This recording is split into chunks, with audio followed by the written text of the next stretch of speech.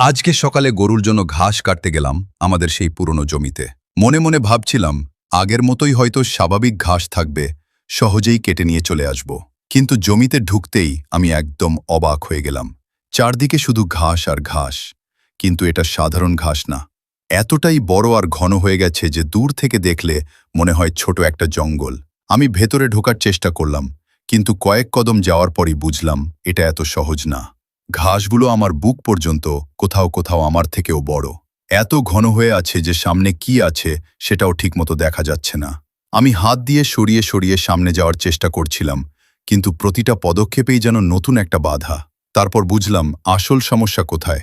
এই ঘাসের পাতাগুলো এতটাই ধারালো যে হাত বা পায়ে লাগলেই কেটে যাচ্ছে। এক জায়গায় একটু অসাবধান হতেই দেখি চামড়া কেটে গেছে, হালকা রক্ত বের হচ্ছে। তখন বুঝলাম এটা শুধু ঘাস কাটা না, এটা এক ধরনের যুদ্ধ। আরেকটা বড় সমস্যা হলো গরম। একটু রোদ উঠতেই শরীর গরম হয়ে যাচ্ছে, আর এই ঘাসের ভেতরে বাতাস ঢুকতে পারে না। তার সাথে ঘাসের পাতায় ঘষা লাগলে একটা ঝালা পোড়া অনুভূতি শুরু হয়, যেন আগুন লাগছে শরীরে।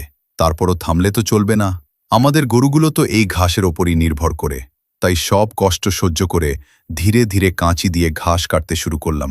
এক হাতে ঘাস ধরে আরেক হাতে কাঁচি চালাচ্ছি। মাঝে মাঝে থামতে হচ্ছে, কারণ হাত পা জ্বালা করছে, শরীর ক্লান্ত হয়ে যাচ্ছে। কিন্তু যখন ভাবি এই ঘাসটাই গরুর পেট ভরাবে, দুধ দেবে, আমাদের সংসার চলবে, তখন আবার নতুন শক্তি পাই। অনেক কষ্ট করে অবশেষে একটা ভালো পরিমাণ ঘাস কেটে নিলাম। তারপর সেগুলো গুছিয়ে বেঁধে কাঁধে তুলে বাড়ির দিকে রওনা দিলাম। পথটা খুব সহজ ছিল না, কিন্তু মনটা ছিল খুশি, কারণ আজকের কাজটা শেষ করতে পেরেছি।